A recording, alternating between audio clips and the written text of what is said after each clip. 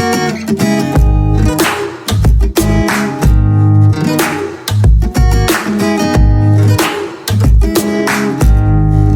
guys! Welcome to my YouTube channel. This is Teach Marky, your science buddy na magpapaliwanag sa inyo ng mga lessons nyo sa science. For this video, what you're gonna learn is about determine the number of protons, neutrons, and electrons in a particular atom.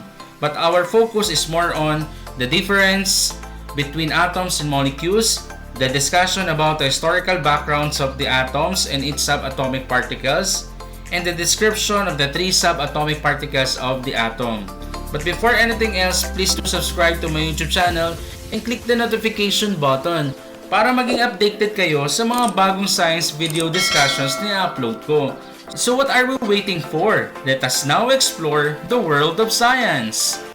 Before we proceed with our discussion, I want you to watch this video clip and you are going to answer two questions. I will call it a closer look, and this is the video.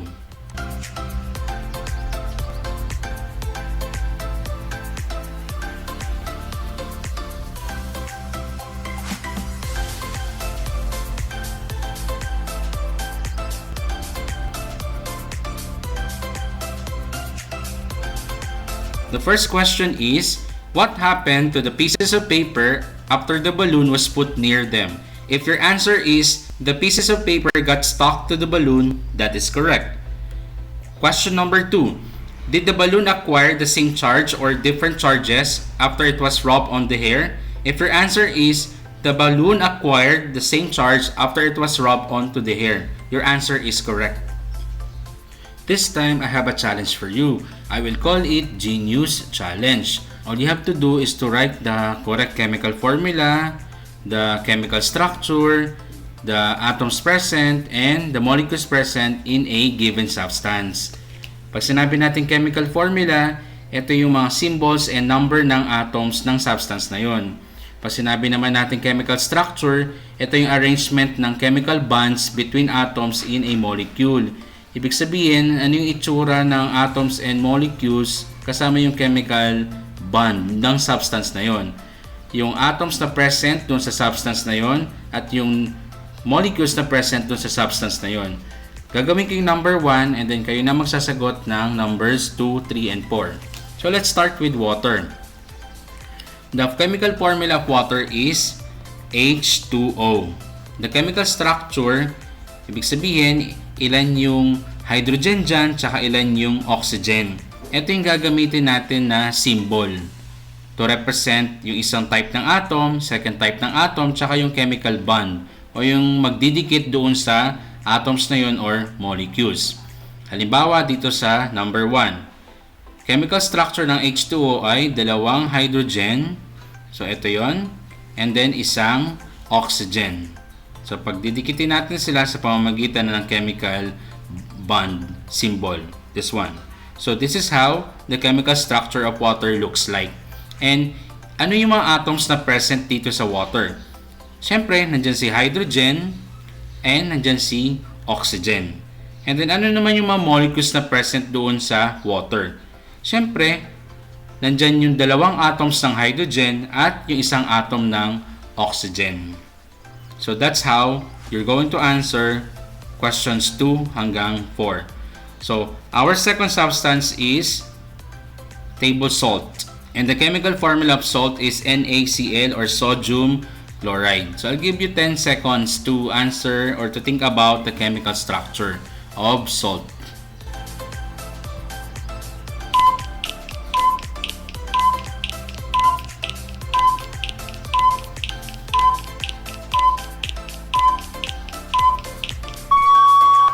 Okay, let us see if your answer is correct. So we have one type of atom, another type of atom connected by this chemical bond. So this is the chemical structure of sodium chloride. So what are the atoms present? Of course, we have here sodium and chlorine. What are the molecules present in this substance? Of course, we have one atom of sodium and one atom of chlorine. Now, the third substance is dry ice. And the chemical formula for dry ice is CO2. So this one is solid carbon dioxide. I'll give you another 10 seconds to think about it.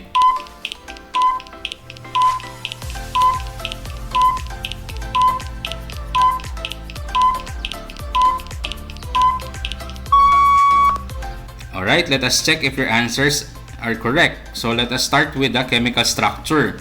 So we have one type of atom for carbon and one type of atom for oxygen. So they're connected by this chemical bond. So this is how it looks like. So we have here one carbon and two atoms of oxygen. What are those atoms present in dry ice? So we have carbon and oxygen. How about the molecules present in dry ice? We have one atom of carbon and two atoms of oxygen. And now our fourth substance is rust or kalawang. The chemical formula of rust is Fe2O3 or iron oxide. Again, I'll give you another 10 seconds to think about your answer.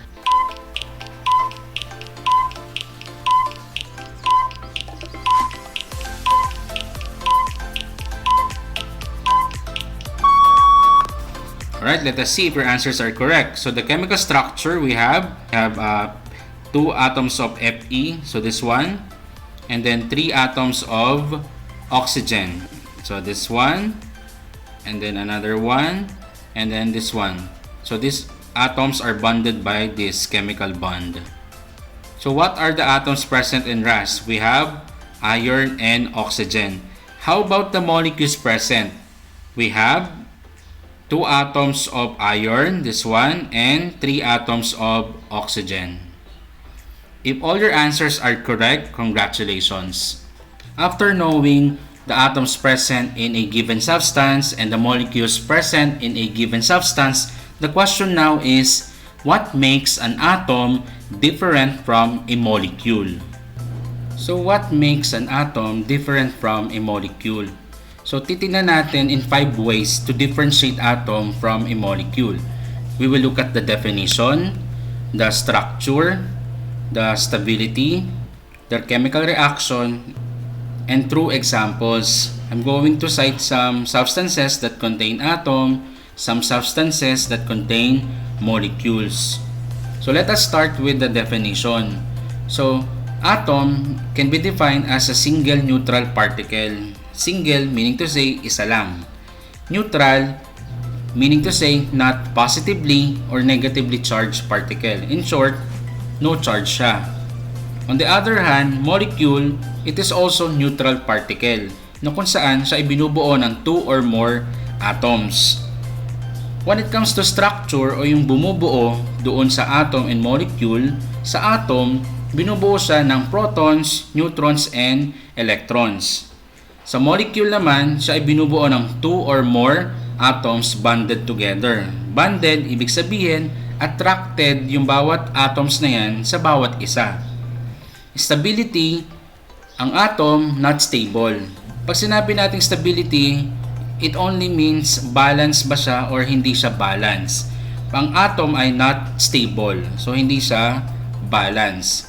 Ang molecule naman, siya ay stable. So, balance yung number ng kanyang protons and neutrons. Sa atoms naman, hindi balance yung number ng protons niya tsaka yung number ng neutrons. Chemical reaction sa atom cannot be separated by chemical reactions kasi nga, there is only one particle here. Kaya hindi naman siya masa-separate by chemical reactions. Unlike sa molecule, this one can be separated by chemical reactions kasi nga combination siya ng two or more atoms na bonded together. So pag nagkaroon ng chemical reactions, so merong change na mangyayari doon sa substance na yun.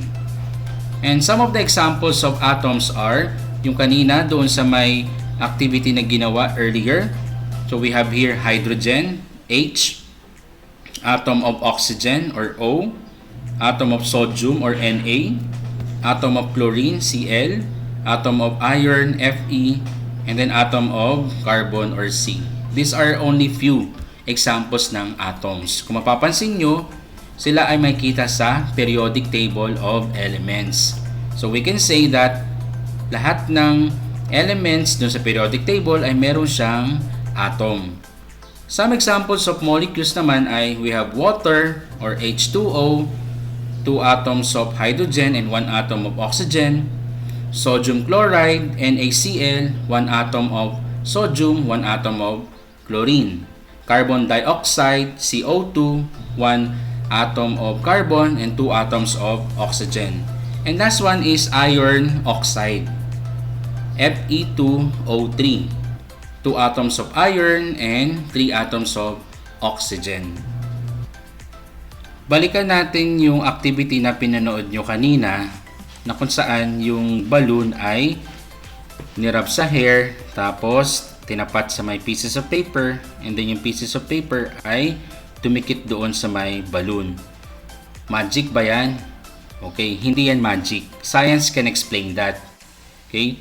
So, ang tawag natin dyan is static electricity, na kung saan ito ay resulta ng imbalance between yung negative and positive charges doon sa objects. Yung hair dito, meron tong mga negative charges. So, dahil nirab yung balloon dun sa may hair, na-transfer ngayon yung negative charges dito sa may balloon. Ngayon, yung tinapat yung balloon dito sa may pieces of paper, yung mga negative charges ng paper nag-repel. Ibig sabihin, nag-move away or lumayo siya doon sa may balloon. So, yung mga papel na malapit sa balloon, ito naman yung merong mga taglay na positive charge. Dahil si balloon ay negative yung kanyang charge, tapos yung paper ay positive yung charge, nagkaroon ngayon ng attraction. So, ayun yung dahilan kung bakit itong mga paper na to ay nag-move siya toward the balloon or dumikit siya dito sa may balloon. Ngayon, yung tawag natin dito sa mga negatively charged particles na nandito sa may balloon na nai-transfer from hair to the balloon ay electrons. Yung mga positively charged particles naman dito sa may paper ay naman yung tinatawag natin na protons. Yung neutral charge dito is yung initial charge ng paper. So, ang tawag naman natin doon ay neutrons. Ito ngayon yung tinatawag natin na subatomic particles of the atom. So, ang atom, meron siyang tinatawag na subatomic particles. Kung naalala nyo kanina, ito yung bumubuo doon sa isang atom. Titingnan natin yung tatlong subatomic particles ng atom and then di-describe natin siya in terms of the charge, the mass, and the location in the atom. So, let's start with electron. So, electron, ito yung negatively charged particle ni atom. Ang symbol niya ay small letter E and meron siyang superscript na negative. Ang charge niya is negative 1. Ang mass naman niya is 9.109 times 10 raised to negative 28 grams. At ang electron ay makikita outside the nucleus. Kung ito yung atomic structure schematic diagram at ito yung nucleus ng atom, dito nyo makikita si electrons. Ito mga circles na yan. Outside the nucleus. Yung pangalawang subatomic particle is proton. Ito naman yung positively charged particle. Ang symbol niya ay small letter P at meron siyang superscript na plus sign. At ang charge niya ay positive 1. Ang mass naman niya ay 1.672 times 10 raised to negative 24 grams. At ang location niya sa atom ay makikita siya inside the nucleus. So, ito mga red circles na to, ito yung mga protons. So, makikita ang protons sa loob ng nucleus. And then, yung pangatlong subatomic particle is what we call neutron. Siya naman yung no charge. At ang symbol niya ay small letter n at meron siyang superscript na 0. At ang charge niya ay 0. Ang mass naman niya ay 1.675 times 10 raised to negative 24. At ang location niya sa atom ay makikita siya sa loob ng nucleus. Dito yon. So, ito yung mga blue circles na to. Ito yung neutrons. Sa tatlong subatomic particles ni atom, ang heaviest dyan or yung pinakamabigat ay si neutron, yung una. Sumunod si proton. At yung pangatlo ay si electron. Again, the heaviest is neutron, Second one is proton. The third one is electron. This time, I have a challenge for you. I will call it Who is that scientist? All you have to do is to name that scientist in the picture. The names are already given on the upper right side of this slide. Habang pina-flash ko yung picture, pag-isipan nyo na sagot nyo.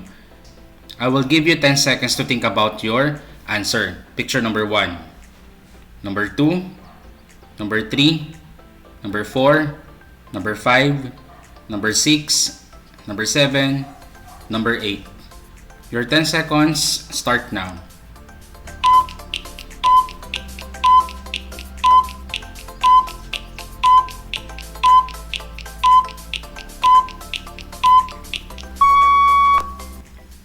In first picture, that scientist is Lucippus.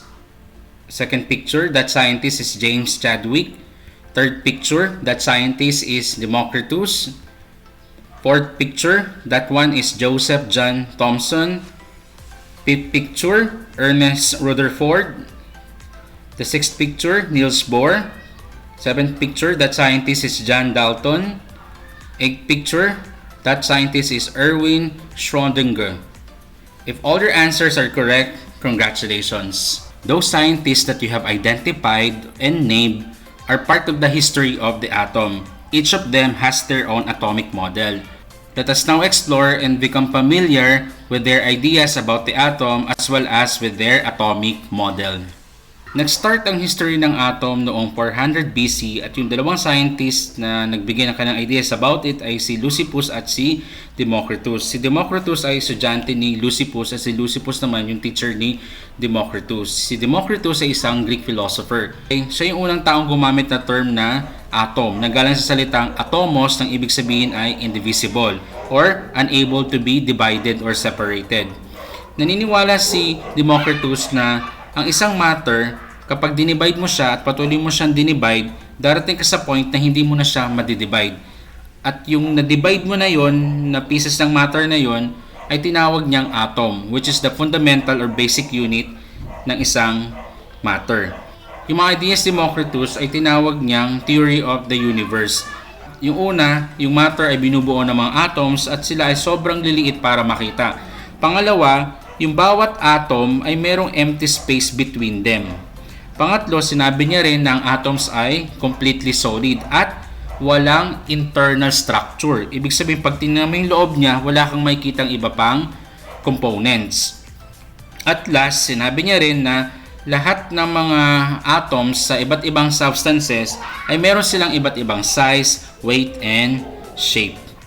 Ito yung atomic model ni Democritus. Isa lang siyang small circular na particle. Ang tawag dito is Democritus atomic model. After ni Democritus, noong 1800s, another scientist ang nagbigay ng kanyang ideas or suggestions about the atom. Yun ay si John Dalton. Si John Dalton ang una nag-adapt ng theory ni Democritus about atom. At yun ay na-introduce niya sa first modern atomic model.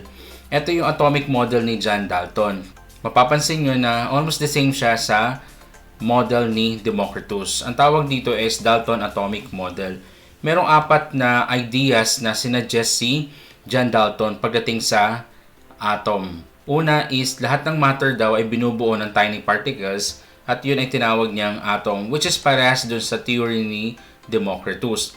Halimbawa, itong gold na to, kapag in-examine mo yung composition niya, yun makikita nyo dyan ay mga atoms ng gold.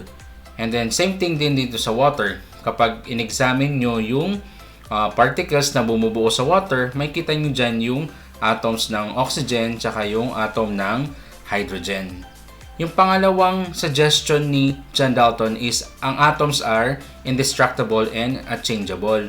Ibig sabihin, kahit nadurugin mo siya, wasakin mo siya, atom pa rin siya. Hindi siya magbabago. Yung pangatlo is yung elements are characterized by the weight of their atoms. Ibig sabihin, yung mga atoms ng bawat element ay meron silang specific na weight at sa kanila lang yun. Halimbawa dito sa video, heavier si oxygen kumpara kay hydrogen. Dito naman si sulfur ay heavier kumpara kay hydrogen. And then the other one, si sulfur dito ay heavier kumpara kay oxygen. So yung mass or yung weight ng element na yan ay exclusive lang para sa kanya. Yung pang-apat is when elements react, it is their atoms that have combined to form new substance. Ibig sabihin, kapag yung dalawang elements ay nag-combine, ang magko-combine lang doon is yung atoms lang nila at magpo-form ng bagong compound. Compound is combination of two or more atoms. Halimbawa dito, meron tayo ditong atom ng magnesium and atom of chlorine. Kapag pinag-combine yung dalawang atoms na yan, ang lalabas dyan ay magnesium chloride. Ito yung bagong compound na form na galing doon sa atom ng magnesium and chlorine. After ni John Dalton, noong 1890s, another scientist ang nagbigay ng kanyang idea about atom. Ito ay si J.J. Thompson or kilala sa tawag na Joseph John Thompson. Si Joseph John Thompson ay kilala bilang scientist na nakadiscover ng electron. Gamit sa research niya yung tinatawag na cathode ray tube technology. Ito yung cathode ray tube, okay, na kung saan ito yung terminals na mayroong mga positively charged. Tapos itong nakikita nyo, ito yung electric charge na nag-pass through dito sa may tube. Napansin ni J.J. Thompson na itong mga electric charge na to ay naging attracted dito sa positive terminal. Kaya ngayon nag-conclude siya na itong mga to ay negatively charged particle. Ang tawag niya ay corpuscles, then later on, tinawag niya itong electrons. Doon sa atomic model ni J.J. Thompson, kinumpare niya ito sa Christmas pudding na sikat siguro doon sa bansa nila during that time. Dito sa Christmas pudding, ito yung nakita nyo to, ito yung positive charge. And then yung nasa ibabaw, ito naman yung mga negatively charged particles na tinawag niyang electron. So ito yung illustration ng kanyang atomic model. Mapapansin nyo, ito, yung color orange dito, ito yung positively charged particles, and then yung parang nakalutang sa ibabaw, ito yung mga negatively charged particle. Ang tawag sa atomic model ni J.J. Thompson ay plum pudding model. After ni J.J. Thompson noong 1910, another scientist ang nagbigay ng kanyang idea about atom at ito ay si Ernest Rutherford. Si Ernest Rutherford, hindi siya convinced dun sa model na pinropose ni Thompson. Kaya nag-set up siya ng sarili niyang experiment at tinawag niya ito na gold foil experiment.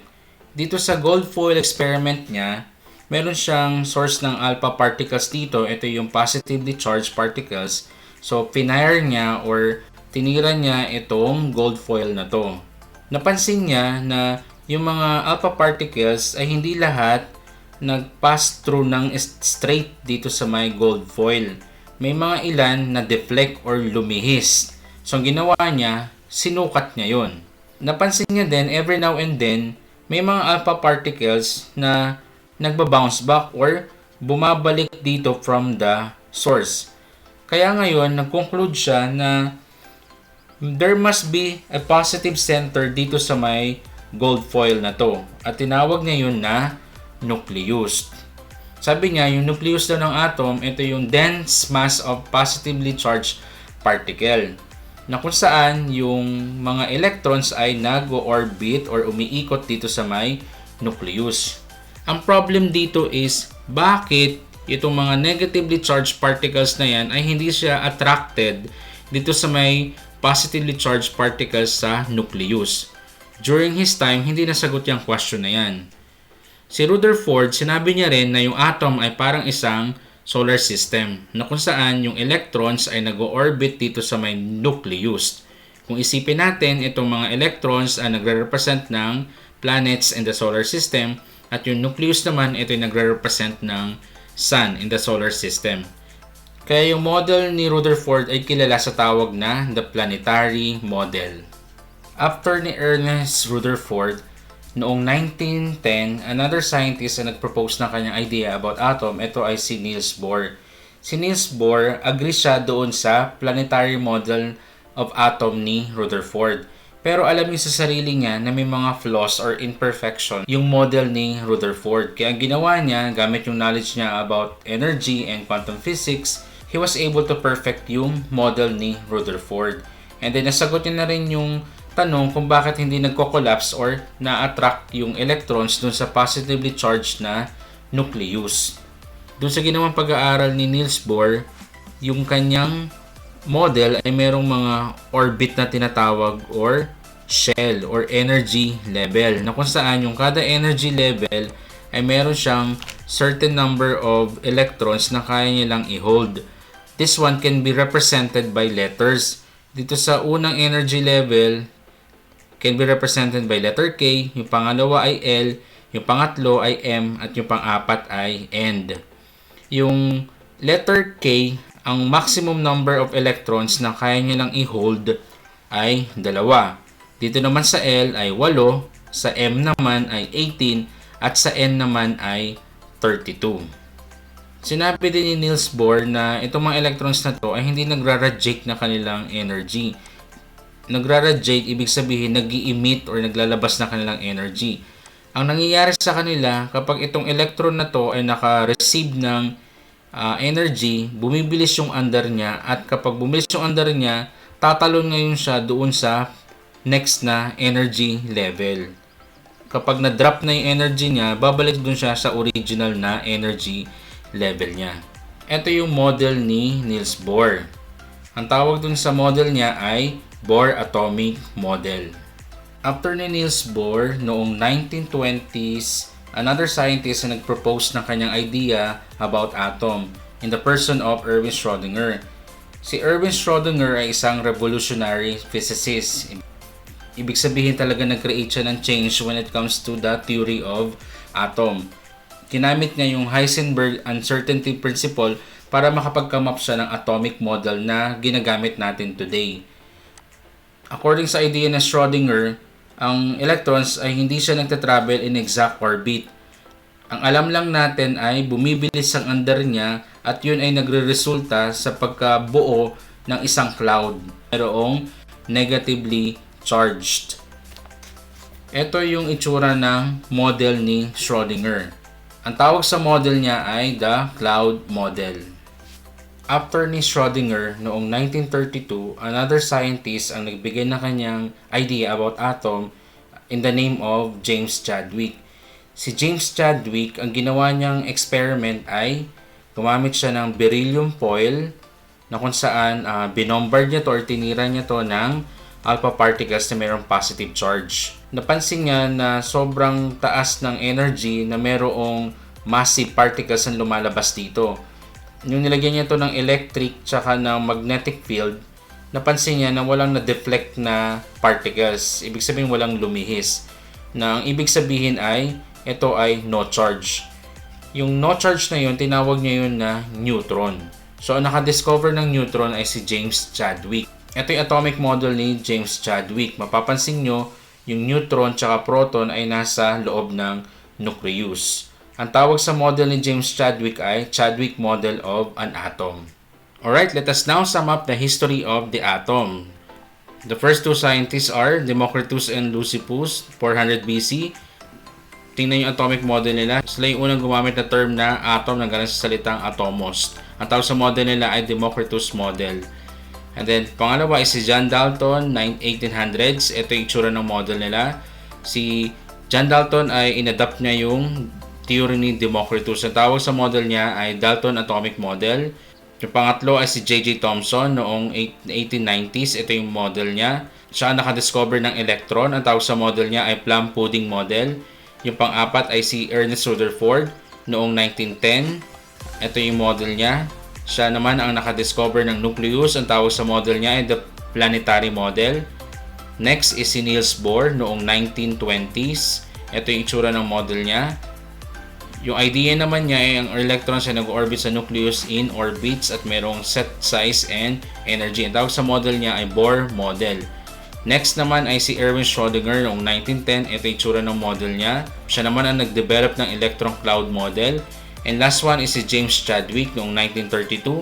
Ito yung itsura ng model niya. Siya naman ang nakadiscover ng neutron, yung neutral electrical charge. Finally, this ends our video discussion. I hope that you're able to understand the difference between atoms and molecules as well as its history. I hope that next time you will still join me in my next science video discussion. And thank you for listening.